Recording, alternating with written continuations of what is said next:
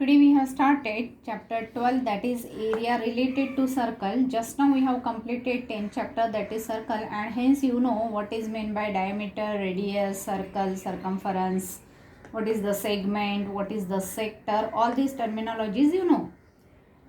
Now here two activities we are going to do. When we have studied the coordinate geometry, there are three activities already we have completed. Now fourth activity you have to complete to find out the circumference of a circle.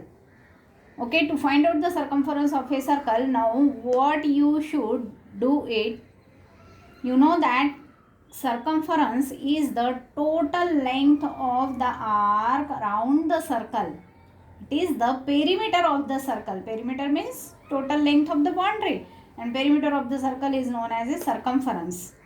Now in this activity you should draw two different circles. One should be small circle of any radius and another should be a bigger circle of another radius.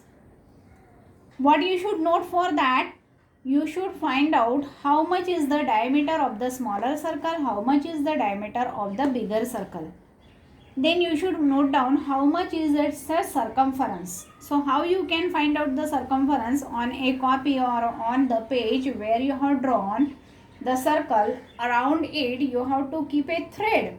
You have to keep the thread like this. Okay, and you have to cut the thread. Okay, how much? After completing the one round, you have to cut that thread. After cutting, you should measure how much is the length of the thread with the help of the scale or ruler, or you can use the tape meter.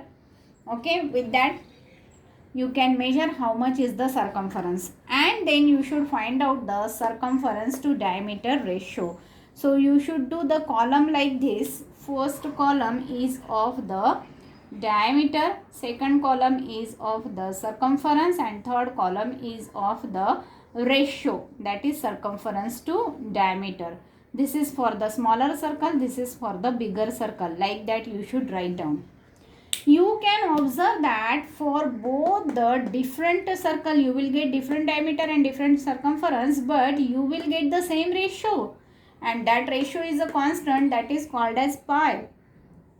Pi approximate value, it is taken 3.14 or 22/7. It is not a rational. It is a rational number because after the 0.14 this number doesn't end here.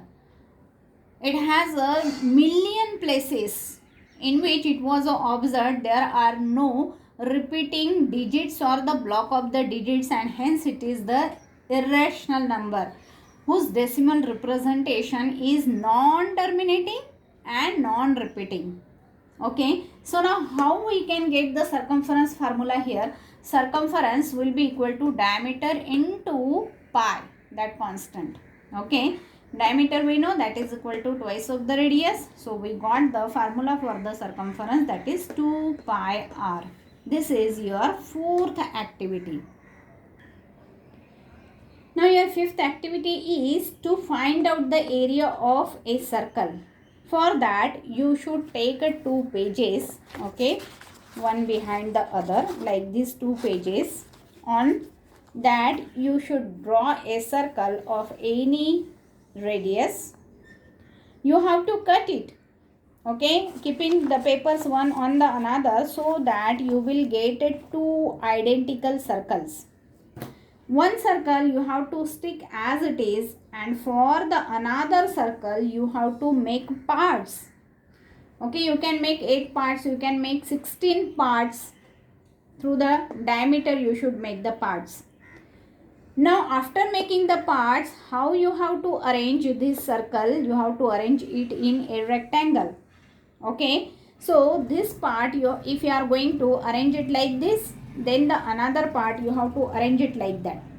Okay, so this way you are going to complete a shape, and that will be near to the rectangle.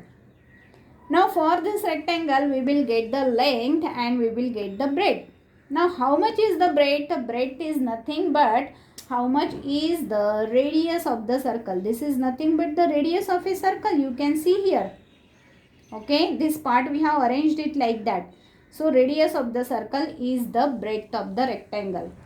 And what is the length of the rectangle? This you can see, this circumference, this gets divided like this, okay, in two parts. This, like that. So circumference gets divided into 2L. So L will be equal to half of the circumference, that will be equal to pi r.